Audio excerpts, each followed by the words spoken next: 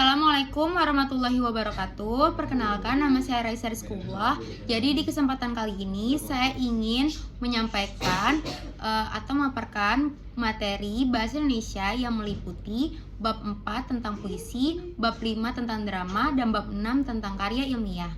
Yang pertama itu ada bab 4 yaitu puisi.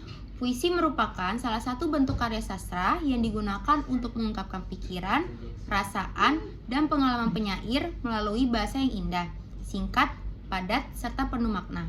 Dalam puisi, setiap kata dipilih dengan cermat agar mampu memberikan kesan dan membangkitkan imajinasi pembaca. Puisi memiliki beberapa ciri, yaitu disusun dalam bentuk bait dan larik, menggunakan diksi atau pilihan kata yang khas, mengandung majas atau gaya bahasa, memiliki rima atau persamaan bunyi, serta mengandung amanat yang ingin disampaikan oleh penyair. Di dalam puisi terdapat unsur-unsur intrinsik, yaitu yang pertama tema, yaitu gagasan pokok yang menjadi dasar penulisan puisi. Yang kedua rasa, yaitu perasaan yang ingin diungkapkan penyair seperti sedih, bahagia, haru, ataupun bangga. Yang ketiga nada, pembacaan yaitu sikap penyair terhadap pembaca, misalnya mengajak, menasihati, atau mengkritik. Yang keempat amanat, yaitu pesan yang ingin disampaikan kepada pembaca. Selain itu, puisi juga memiliki unsur lain seperti diksi, imaji, atau citraan, majas, dan rima yang berfungsi memperkuat makna serta menambah keindahan puisi. Berdasarkan bentuknya, puisi dibedakan menjadi 3 jenis, yaitu puisi lama yang masih terikat aturan jumlah baris dan pola rima. Yang kedua, puisi baru yang lebih bebas dalam penyusunannya. Yang ketiga, puisi kontemporer, yaitu puisi modern yang tidak terikat oleh kaidah tertentu. Selanjutnya, saya akan membahas lagi bab 5, yaitu drama.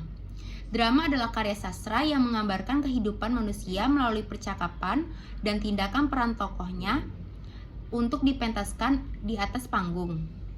Dalam drama, cerita disampaikan melalui dialog sehingga pembaca atau penonton dapat memahami jalan cerita dan pesan yang terkandung di dalamnya. Drama memiliki 2 unsur utama, yaitu unsur intrinsik dan unsur ekstrinsik. Unsur intrinsik drama meliputi tema, tokoh dan penokohan, latar, alur, amanat, dan dialog. Tema merupakan pokok persoalan yang dibahas dalam drama. Tokoh adalah pelaku dalam cerita, sedangkan penokohan adalah watak atau sifat yang dimiliki tokoh tersebut. Latar meliputi latar tempat, waktu, dan suasana. Alur merupakan rangkaian peristiwa yang membentuk jalan cerita, klimaks, konflik, dari pengenalan hingga penyelesaian. Amanat adalah pesan moral yang ingin disampaikan pengarang, sedangkan dialog merupakan percakapan antar tokoh yang menjadi unsur utama dalam drama.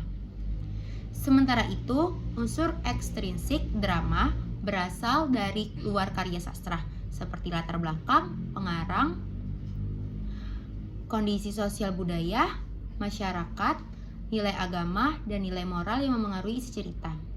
Drama memiliki perbedaan dengan puisi dan cerpen. Drama disusun dalam bentuk dialog dan ditujukan untuk dipentaskan. Puisi disusun dalam bentuk bait dan larik serta menonjolkan keindahan bahasa. Adapun cerpen disusun dalam bentuk paragraf dan menceritakan suatu peristiwa secara singkat.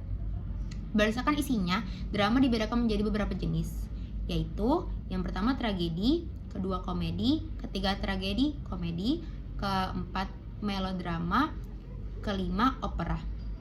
Selanjutnya saya akan membahas bab 6, karya ilmiah. Karya ilmiah adalah tulisan yang disusun berdasarkan fakta, data, dan hasil penelitian dengan menggunakan metode ilmiah.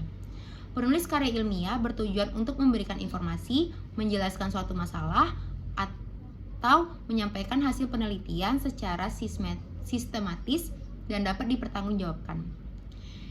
Jenis-jenis karya ilmiah antara lain makalah, artikel ilmiah, laporan penelitian, skripsi, tesis, disertasi, dan banyak lagi. Karya ilmiah memiliki beberapa ciri, yaitu bersifat objektif, logis, sistematis, menggunakan bahasa baku, serta didasarkan pada data dan fakta yang nyata.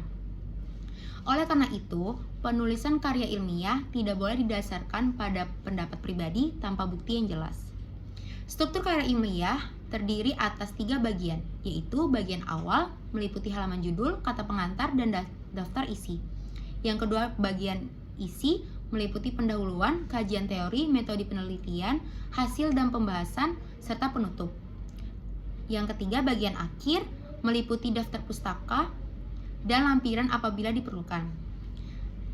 Dalam penulisan karya ilmiah menggunakan ragam bahasa ilmiah yang memiliki ciri-ciri menggunakan bahasa Indonesia baku, kalimat efektif, pilihan kata yang tepat, serta bersifat objektif dan formal. Jadi, kesimpulan dari bab 4, 5, dan 6 adalah berdasarkan penjelasan tersebut dapat disimpulkan bahwa puisi, drama, dan karya ilmiah merupakan bentuk karya tulis yang memiliki karakteristik dan tujuan yang berbeda. Puisi digunakan untuk mengungkapkan perasaan melalui bahasa yang indah, drama menyajikan cerita melalui dialog dan pementasan, sementara itu karya ilmiah menyampaikan informasi berdasarkan fakta dan hasil penelitian.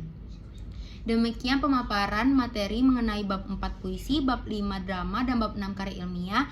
Semoga penjelasan saya dapat bermanfaat bagi yang melihatnya. Terima kasih. Wassalamualaikum warahmatullahi wabarakatuh.